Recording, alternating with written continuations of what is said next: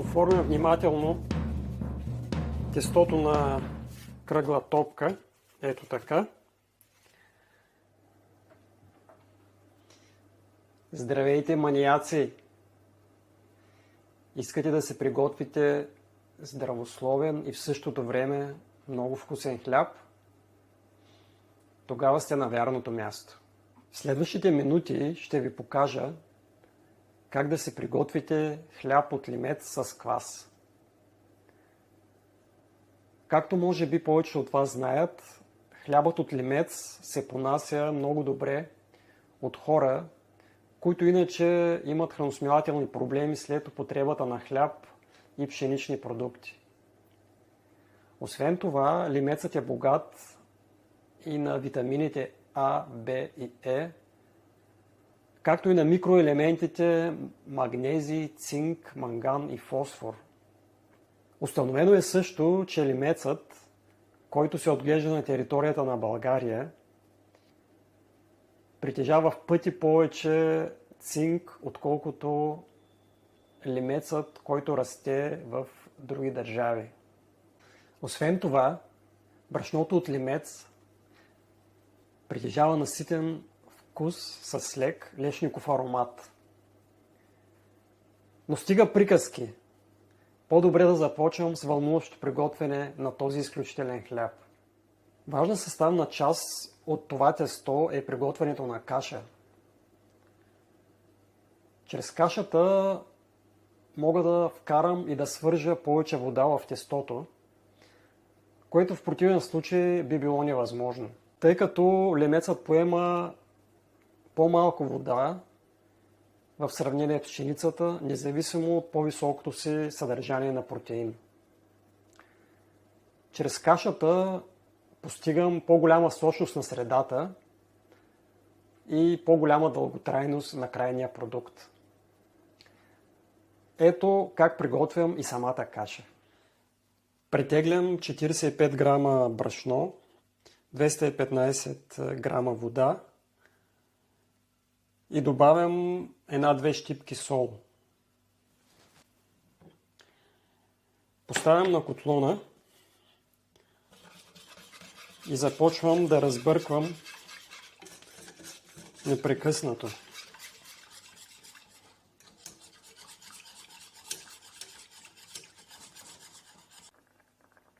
След като сместа заври, изключвам котлона и отново при непрекъснато разбъркване оставям да ври около 30 до 60 секунди.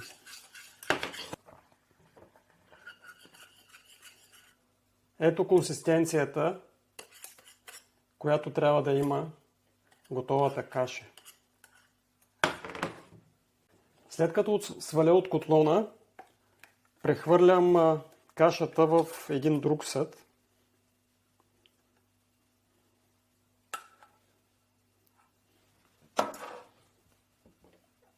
И покривам с ето тая купичка. Като целта е по този начин да запазим водата, която след това ще ни е нужна в тестото. Преди да вложа в тестото обаче, изчаквам кашата да изстине много добре. За тестото ще са ни необходими още 315 грама брашно от лимец, в което съм поставил 10 грама мед, 130 грама квас, 40 грама ленено брашно, 105 грама студена вода, 20 мл слънчогледово олио и 9 грама сол.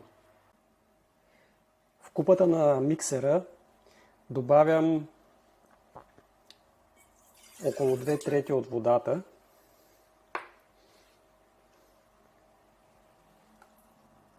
кашата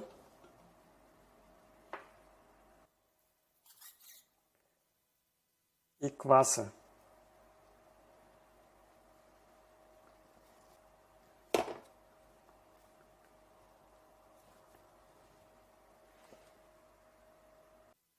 Квасът го подхраних преди 5 часа в съотношение 1 към 2 към 2. А вие също може да си го подхраните 1 към 1 към 1. И в този случай времето ви за втасване на кваса ще бъде по-малко.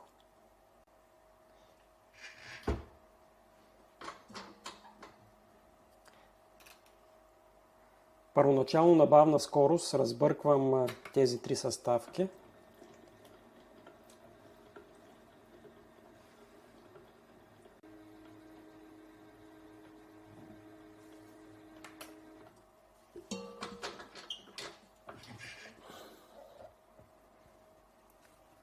След което добавям и останалите продукти.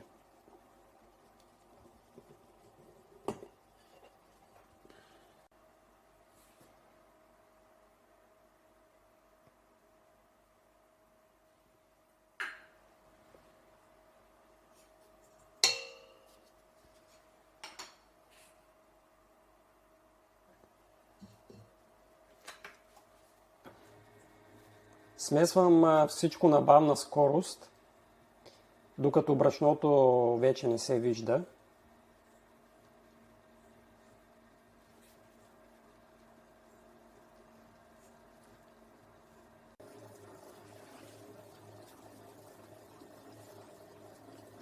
След като брашното вече не се вижда, изключвам миксера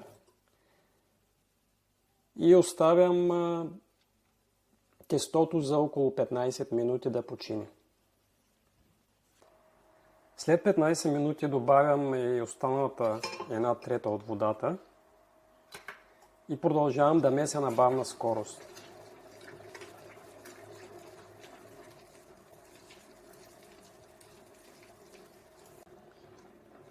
Така на бавна скорост месим около 6-7 минути, след което ще превключа за около 1-2 минути на бърза скорост.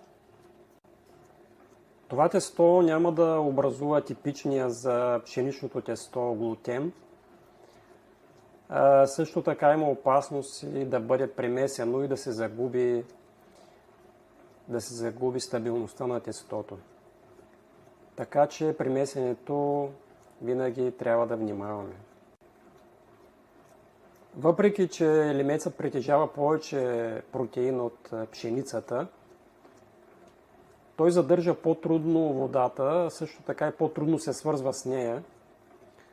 Така че месенето и боравенето с тестото е малко по-специфично.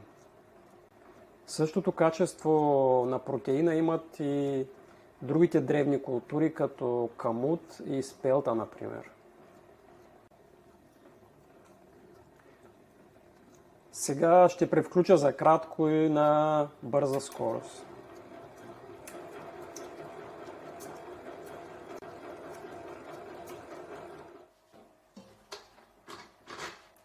Месих около минута-две на бърза скорост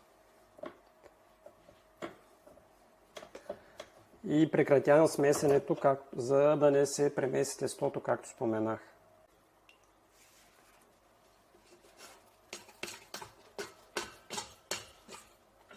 Ето каква трябва да е структурата на тестото след омесване.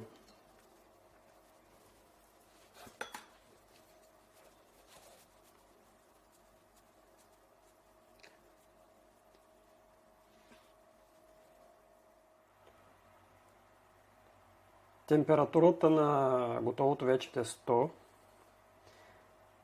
е 22 градуса. Малко по-ниска е от нормалното, но това не е толкова голям проблем, понеже пълнозърнесто брашно от лимец ще се втаса добре и на тази по-ниска температура. Навлажнявам ръцете, събирам тестото по-компактно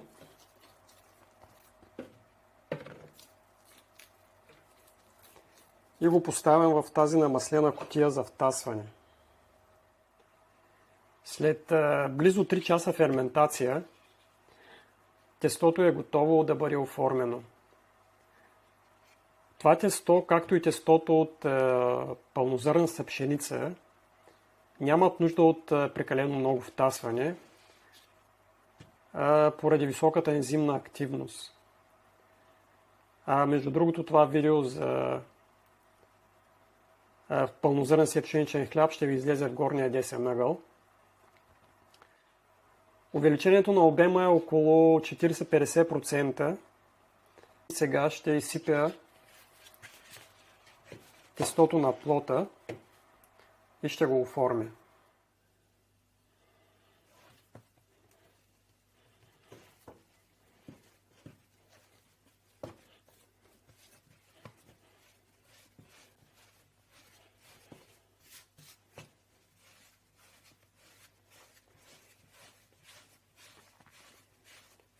Оформям внимателно тестото на кръгла топка, ето така, като виждате как не го затварям напълно. И сега тази част ще дойде отдолу в купата за втасване. Преди да го поставя в купата за втасване обаче, ще го наръся с малко брашно, именно за да може след това при печене хляба да се отвори.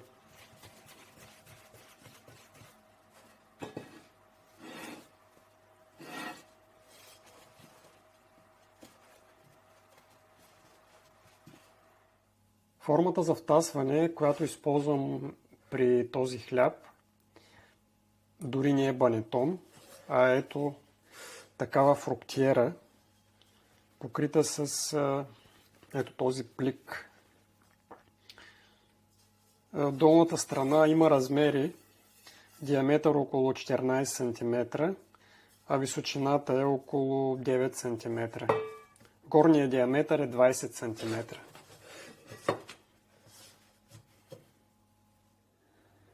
Изминаха 50 минути след оформянето на хляба и той вече е готов за печене. Ако трябва да направя тест с пръст, отпечатъка се връща съвсем леко, което означава, че трябва по най-бързия начин да го изстрелвам в фурната. Освен това са се появили тези малки пукнатини по повърхността, което е сигурен белег, че хляба е втасал. Ще обърна хляба върху лопатата за печене.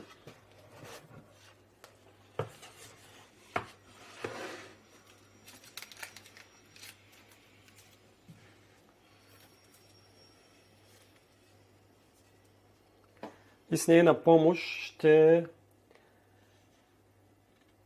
го поставя в фурната.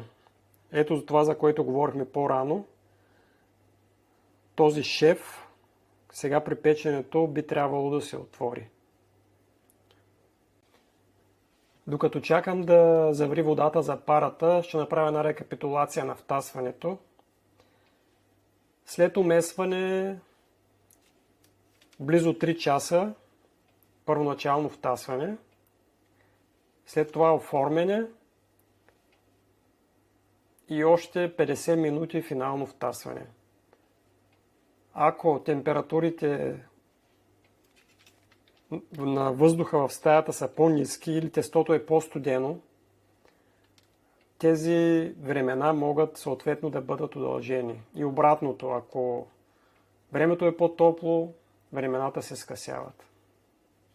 За това как пека с пара, може да видите в видеото, линк към което ще ви се появи в горният десен ъгъл. Хлябът е вече във фурната.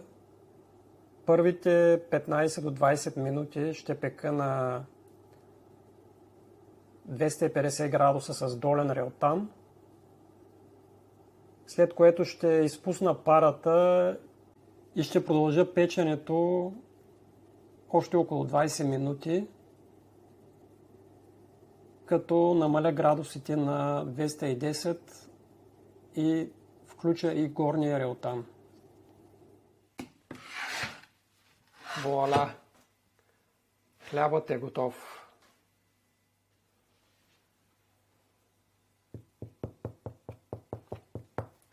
Ето го звука, който издава добре изпечения хляб.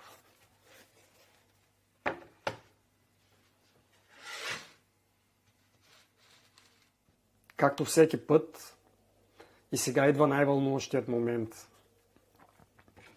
Разрязването на хляба.